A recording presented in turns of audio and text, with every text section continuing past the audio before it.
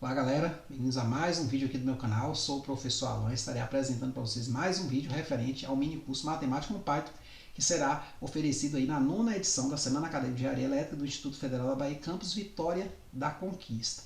Nesse vídeo aqui nós vamos estar dando continuidade ao esboço de gráficos, né, de funções, só que agora nós vamos fazer o gráfico 3D, quer dizer, uma função nas variáveis x e y. Nós, no vídeo passado, vimos o gráfico, né, de 2 dimensões na variável x, agora vamos ver, né, como fazer isso em 3 dimensões, tá certo? Então aqui eu tenho um códigozinho, né, onde primeiro eu vou começar importando todos os módulos necessários. Como eu mencionei no final do vídeo passado, né, aqui a gente vai usar mais módulos, porque o esboço 3D ele envolve um certo esforço da máquina um pouco maior, então tem mais módulos. E tem mais funcionalidades também. Por exemplo, você pode girar um gráfico 3D de uma certa forma, que normalmente 2D não precisa. Então, assim, tem uma série de opções que a gente vai estar utilizando. Então, aqui primeiro eu vou importar a biblioteca NumPy, né? Só que eu vou colocar ela com o prefixo NP para facilitar a escrita, né? Do Pylab eu vou importar o arrange, que é o que gera a lista de valores, né? Do Matplotlib eu vou importar o Matplotlib com o prefixo PLT. Vai precisar dessa outra biblioteca aqui, mp_toolkits.mplot3d, que importa, né, desta biblioteca que vai importar esse Axis 3D. Daqui a pouco, no final, a gente vai falar sobre um pouquinho, né, o que essas bibliotecas aqui fazem, tá certo? Eu botei um slide só para isso. Eu vou importar essa biblioteca IP widgets, né, IPy widgets, né, como widgets, tá certo? E a ipython.display vou importar a função display, ou seja, dessa biblioteca aqui eu vou importar a função display. Aí você fala, pô, professor, mas é muita biblioteca, é muita coisa. Poxa, eu já estou começando a ficar com medo. Não precisa, como eu falei.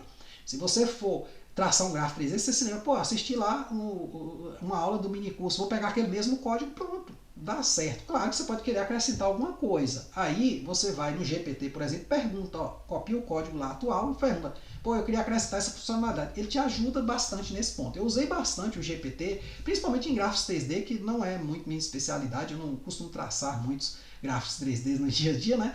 E aí ele me ajudou lá em algumas partes que eu não estava sabendo do código que vocês vão ver aqui. Então, dados do exemplo. Então eu vou ter aqui pontos x e pontos y, independentes um do outro, porque como eu estou numa função 3D, né, eu vou ter duas entradas, então eu preciso gerar as entradas x e gerar as entradas y, diferente no gráfico 2D, que y depende de x. Aqui não, x e y são independentes. Então, o x ele vai variar de menos 5 até pertinho de 5, exceto pelo último passo aqui, o 0,25, né? Se você quiser que ele varie até 5 exatinho, você bota aqui 5,25, certo?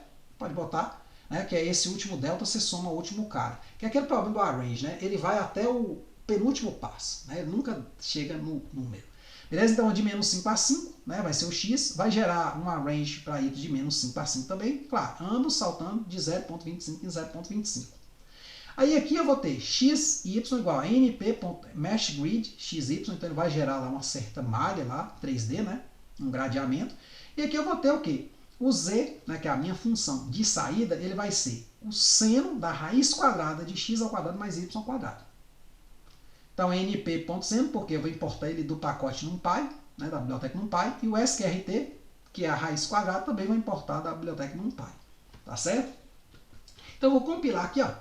Pronto, ele gerou, tanto importou esses módulos e essas funções dos módulos aqui, em alguns casos eu importei só algumas funções, né, como também gerou isso aqui, os dados do exemplo. O que acontece? Agora nós temos o comando de criação do gráfico. Temos aqui fig igual a plt.figure, vai criar uma figura. Aqui arx igual a fig.add subplot 1, né, projection 3D. Né? O que isso aqui faz? É mais ou menos criar uma regiãozinha para o seu gráfico ficar. Tá certo? Aqui temos gráfico, né, igual a arx.plot underline surface x, y e z, que são as variáveis, né? E aqui configurações adicionais. Aí aqui já é mais simples, né? Vai ter um ax7 underline xlabel, que vai desenhar o label, né? Vai ter um x.7 ylabel, que vai desenhar o label em y. Então você vai ter lá um nome, uma legenda no eixo x, vai ter um nome, uma legenda no eixo y. E vai ter também no eixo z, com um código muito parecido com os dois anteriores. E aí você vai ter um título geral, ax.set, título, gráfico 3D, e vai ter o comando para mostrá-lo. Tá certo? Então, se eu compilar aqui, gente, o que vai acontecer? Gerou esse gráfico. Tá certo? Aí o que eu recomendo? modifique tudo que você achar aqui que dá para modificar, que não vai gerar nenhum erro, até aquilo que pode gerar um erro, não tem problema, você vai lá, volta e dá um Ctrl Z, mas entenda como é que é a mecânica, entenda, por exemplo, se eu mudar esse nome aqui, o que é que muda aqui? Se eu mudar a função aqui, como é que eu faço para mudar essa função aqui? Então, entenda tudo isso, tá certo? Mude, bote outra função qualquer, mesmo que tenha uma função que possa ter uma saída que seja incorreta, não pode entrar um número negativo, não tem problema.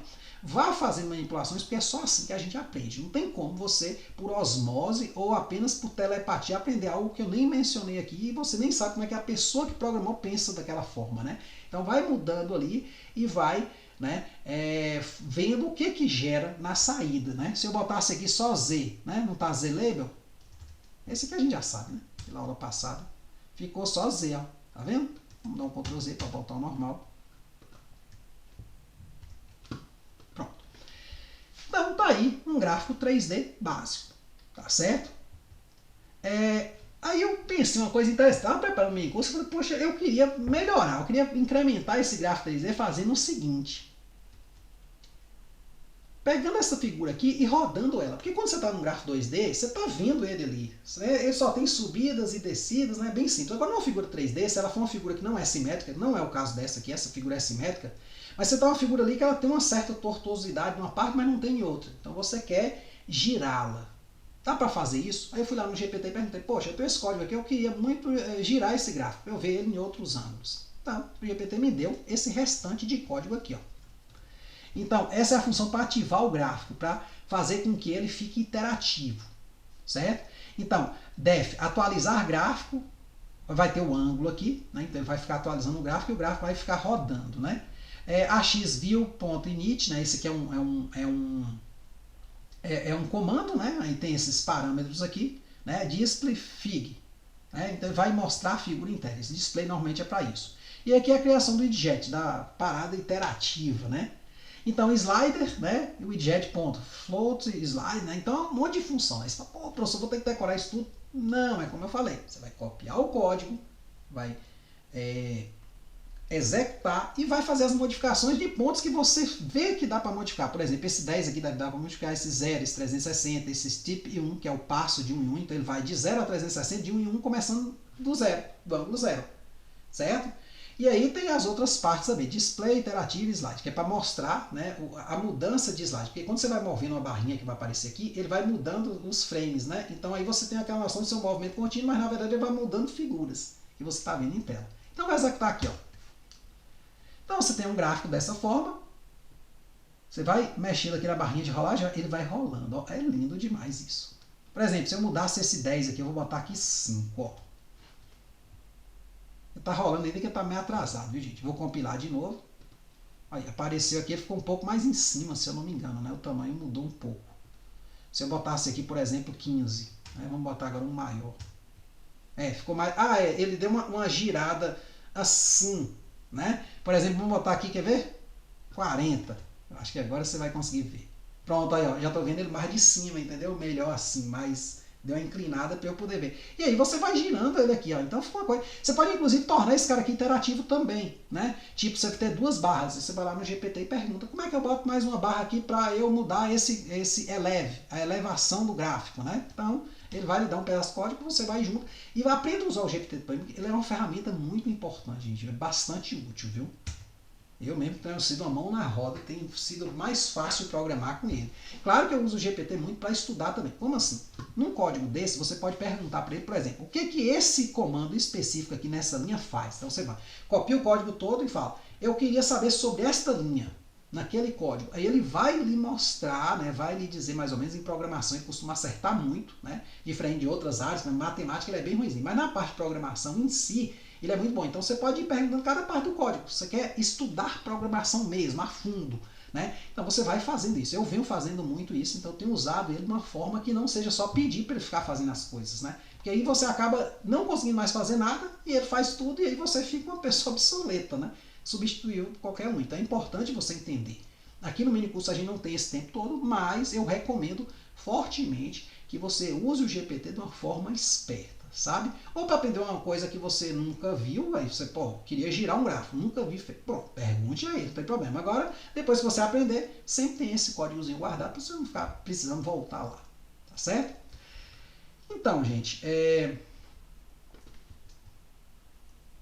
vejamos uma breve descrição, até falei no começo, não sei se vocês vão se lembrar, que cada uma dessas bibliotecas lá que eu chamei novas, né, exceto a NumPy e a Matplotlib, que a gente já conhece, né, já teve uma descrição delas, tem umas 3 lá que a gente vai tá apresentando aqui mais ou menos o que elas fazem, né, porque no caso de uma parte específica de um código, às vezes a gente não dá muita atenção, mas é bom a gente entender o que uma biblioteca faz, porque aí a gente já tem uma ideia, né, de utilizá-la em uma certa situação. Então, lá na parte de importação do código, lá no início, vamos voltar lá nele, tinha todas essas bibliotecas aqui, ó. E funções também, algumas são funções de bibliotecas, né? Então vamos voltar aqui, ó. Então, essa aqui, mpl underline toolkits.mplot3d, né? Axis 3d, tinha aqui o ipywidgets, o ipython.display. Então, tudo isso aqui, na verdade, né, são bibliotecas, né, ou são funções de uma dessas bibliotecas, né? Então vamos ver aqui rapidinho uma breve descrição. Então essa primeira aqui, mpl underline toolkits.mplot3d, é um módulo do Matplotlib, ou seja, é uma subbiblioteca do Matplotlib que oferece ferramentas para criar gráficos 3D. O Axis 3D é uma classe desse módulo que permite criar objetos de eixos, né, em 3D para plotar gráficos 3D.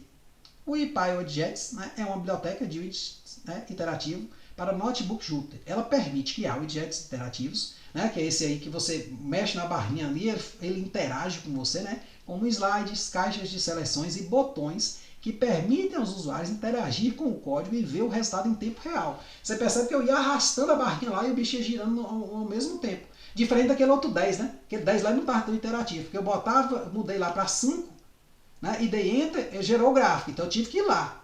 Né? Mudei depois para 15, dei Enter, né, Ctrl Enter, então ele gerou, compilou de novo, depois fui lá para 40. Então lá não ficou tão interativo, mas você poderia transformar aquela parte interativa. Então você teria uma barra para o movimento assim e uma barra para o movimento assim, né, para você ir dando aquela inclinação no gráfico. Esta outra biblioteca, o ipywidgets, né, é uma biblioteca assim. Essa aqui a gente já leu, na verdade. Você tem o ipython.display, que é um módulo, né, do IPython que fornece recursos para exibir conteúdo Notebook Jupyter. Né? Ele inclui funções para exibir objetos Python em HTML, como gráficos, tabelas e vídeos, além de widgets interativos criados com a biblioteca ipwidgets, né, ou ipywidgets. A função display do IPython, né, .display, é usada para exibir esses objetos, né, na saída do notebook. Claro, display, né, a gente sabendo um pouquinho de inglês, a gente sabe que é mostrar, né? Então, meio que a gente já imagina mais ou menos o que faz. Só que, claro, tem como a gente saber tudo isso, né, decorar tudo? Não necessariamente. O que a gente tem que tomar conhecimento é o seguinte: quando a gente usar um novo módulo, pesquise um pouquinho. Pô, o que aquele módulo faz? Estou usando aqui o módulo Pandas. O que o módulo Pandas faz? Estou usando a primeira vez. Né? Então é interessante isso, porque aí você já vai sabendo que aquela ferramenta ali existe. Então a partir do momento que você toma conhecimento dela, você já começa até a ver outros problemas que não estavam resolvidos até o momento. Aí você, pô, acho que aquela ferramenta ali resolve. Ou então, quando surgir problemas, você já vai conseguir olhar de uma forma diferente. Pô, vou aplicar ali pandas ali, porque eu quero aquela tabela daquele jeito. Vou fazer um gráfico desse jeito, porque tem a Matplotlib, você já sabe que tem uma biblioteca. Então, a ideia é isso. Sempre que você usar uma nova biblioteca, tem um textozinho do que ela faz. Tá certo? Isso é muito importante para você ampliar seu conhecimento. Beleza? Então, né, nós ficamos por aqui. Nos próximos vídeos nós vamos falar sobre como trabalhar com matrizes, e a gente vai ver que tem um motivo por que eu escolhi matrizes, né? Porque a gente vai trabalhar com análise de dados, né, vindos aí da internet, né? Tem uns arquivos aí CSV, né, um arquivo bem interessante, e a gente vai precisar, né, organizar esses dados que vêm nesse formato CSV para matriz, para a gente poder fazer operações com eles, tirar uma média aritmética, uma correlação, né? Vamos fazer bastante coisa, e aí a gente vai precisar dessa notação de matrizes, beleza? Então é isso aí, espero que vocês tenham entendido, espero que tenham gostado, até a próxima.